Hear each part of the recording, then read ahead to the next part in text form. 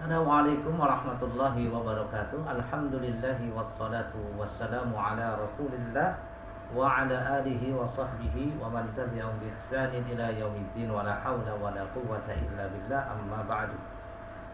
Ikhwani wa akhwati fillah rahimani wa rahimakumullah. Anak-anakku kelas 4, alhamdulillah kita bersyukur kepada Allah Subhanahu wa taala atas limpahan rahmat dan nikmatnya kepada kita. Sampai saat ini kita diberikan kesehatan dan keluangan waktu dan kesempatan untuk terus belajar pada kali ini dan seterusnya untuk 1 tahun yang akan datang. InsyaAllah Ustaz Solihin akan menemani kalian untuk belajar sirah.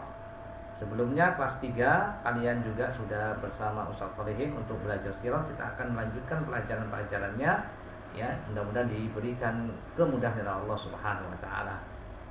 Kali ini kita akan belajar tentang hijrahnya para sahabat Nabi Sallallahu Alaihi Wasallam ke Habasyah, ke Ethiopia. Nah, kenapa sampai terjadinya hijrah, ya, para sahabat dari Mekah ke Habasyah? Nanti kita akan baca bareng-bareng, ya, bagaimana kisahnya insyaallah taala. Baik, mudah-mudahan kalian bisa menyimak dengan modul atau buku yang sudah kalian terima, atau jika belum maka kita bisa lihat slide-nya ya di sini, ya, bagaimana cerita atau kisahnya. Bab yang pertama, hijrah ke Habasyah, ke Ethiopia. Baik anak-anakku sekalian, ya, di antara sebab kenapa para sahabat itu hijrah itu pindah, ya. Pindah, ya, dalam rangka menyelamatkan agama, dalam rangka menyelamatkan jiwa, ya. Kenapa? Nah, ini di sini ada keterangannya. Isyarat poin pertama, isyarat diperintahkan hijrah. Penindasan terhadap kaum muslimin dari hari ke hari, dari bulan ke bulan berubah menjadi keras. Artinya semakin hari semakin lama, ya, semakin lama semakin menjadi orang-orang kafir Quraisy itu semakin menindas, semakin menyiksa, banyak mengganggu kaum muslim. Ya, seakan-akan tiada tempat lagi bagi mereka kaum muslimin untuk memikirkan cara meloloskan diri dari siksaan-siksaan tersebut. Dalam kondisi seperti ini turunlah surat Az-Zumar, Al-Quran, wahyu dari Allah, yang apa isinya? Mengisyaratkan perlunya hijrah, perlunya pindah, dan memberitahukan bahwa bumi Allah itu tidak sempit, ya, sekalian hiburan oleh Allah untuk kaum muslimin, para sahabat yang ditindas, yang disiksa, yang diganggu oleh kaum kafir Quraisy. Apa bunyi firman Allah Subhanahu wa taala? Allah taala berfirman, ya, Qul ya ibadilladzina amanu taqu rabbakum lilladzina ahsanu fi hadhihi dunya hasanah wa ardullahi wasi' innama yuwaffas sabiruna ajrahum bighairi hisab, yang artinya lilladzina ahsanu fi hadhihi dunya hasanah, bagi orang-orang yang berbuat baik di dunia ini akan memperoleh hasanah, kebaikan.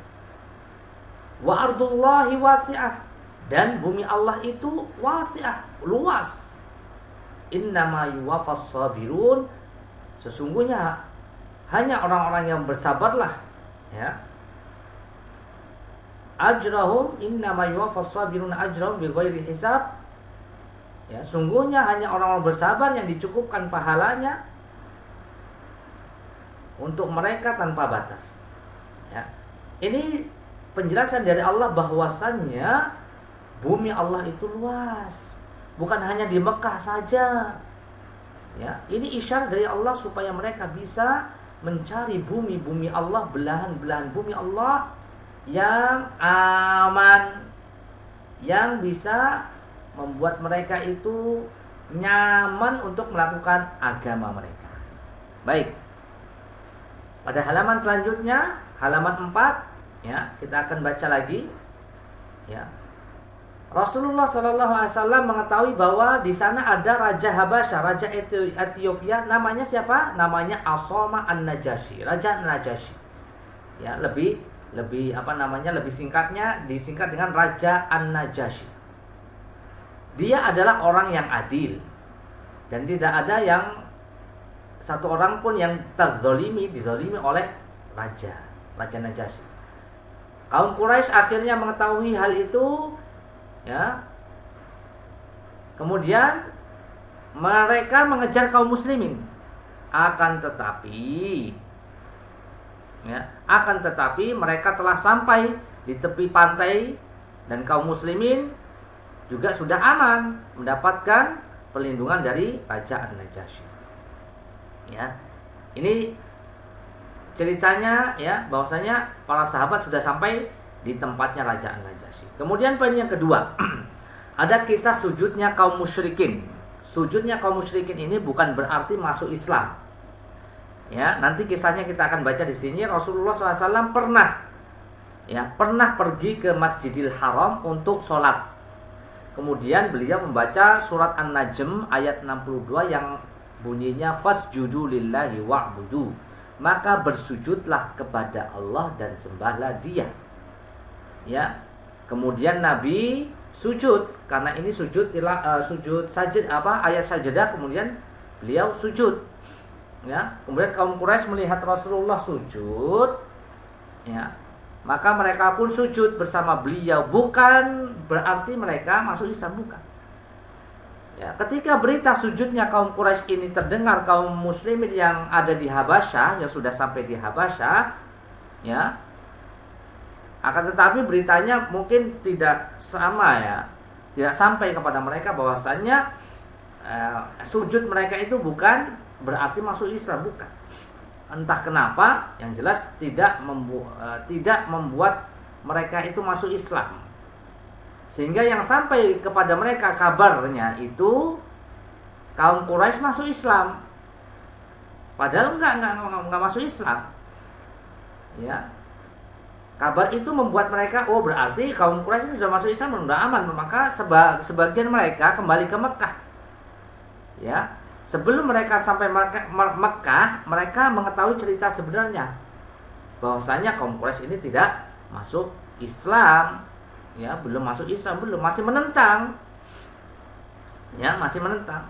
Ya, maka sebagian ada yang kembali lagi ke Habasyah, sebagian lagi ada yang masuk ke Mekah secara diam-diam. Kemudian poin yang ketiga, hijrah kedua para sahabat ke negeri Habasyah. Tadi hijrah yang pertama, ya. Ya. Kemudian ada kloter kedua, rombongan kedua. Para sahabat menyusul teman-teman yang lain yang sudah sampai di Habasyah. Ya. Karena semakin besar, semakin jahat orang-orang Quraisy ini, semakin meningkat penyiksaannya terhadap kaum muslimin yang ada di Mekah, maka Rasul memerintahkan sebagian sahabat itu untuk hijrah kembali. Hijrah kali ini membawa rombongan laki-laki jumlahnya 83 orang dan wanita jumlahnya 19 orang. Ya, jumlahnya banyak ini. 83 laki-laki dan 19 wanita. Ya. Ya.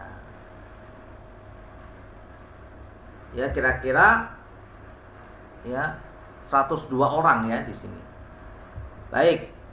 Kemudian bagaimana sikap orang-orang kafir Quraisy? Semakin banyak nih para sahabat Nabi yang ke Habasyah. Maka lihat, kita baca kisahnya selanjutnya, pengiriman 2 tokoh musyrikin ke Habasyah. Inilah sikap orang Quraisy, mengirimkan 2 tokoh musyrikin ke Habasyah. Ya, kenapa? Karena kaum Quraisy tidak senang orang-orang Islam itu mendapat tempat aman. Mereka mengutus 2 orang pilihan mereka yang pandai dan cerdas untuk berdiplomasi dan berargumentasi dan melobi supaya Raja Najasyi itu mengusir lagi orang-orang Islam, para sahabat yang sudah sampai di sana. 2 tokoh tadi yang diutus oleh orang-orang kafir Quraisy adalah Amr bin As dan Abdullah bin Abi Rabi'ah. Kedua orang ini membawa banyak hadiah untuk apa? Untuk diberikan oleh Raja An-Najasyi, untuk Raja Najasyi. Tujuannya supaya Raja Najasyi itu bisa luluh supaya mengikuti apa yang menjadi keinginan Amr bin As dan Abdullah bin Abi Rabi'ah sebagai utusan orang-orang kafir Quraisy, supaya bisa mengembalikan orang-orang Islam yang mencari keamanan di sana, tempat yang aman. Bagaimana respon Raja Najasyi dengan hadiah-hadiah yang dibawa oleh Amr bin As dan Abdullah bin Abi Rabi'ah? Raja Najasyi menolak, nggak mau. Kemudian Raja Najasyi berkata kepada para pejabatnya, kembalikan hadiah itu. Hadiah itu karena aku tidak memerlukannya. Kembalikan hadiah itu. Saya tidak memerlukannya. Demi Allah, pada saat Allah mengembalikan kerajaan ini padaku, memberikan kerajaan ini padaku, tidak pernah mengambil suap dariku. Sehingga aku harus mengambil suap dengan kekuasaanku yang dipatuhi oleh manusia. Sehingga aku pun harus patuh karenanya. Nah ini ya, penolakan dari Raja Najasyi terhadap hadiah yang diberikan oleh Amr bin As dan Abdullah bin Abi Rabi'ah. Setelah itu kaum muslimin tetap berada di negeri Habasyah dengan penuh kenyamanan dan keamanan dan menjadi tetangga yang paling baik. Semoga kisah ini memberikan manfaat untuk kita. Ya, sampai di sini singkat saja.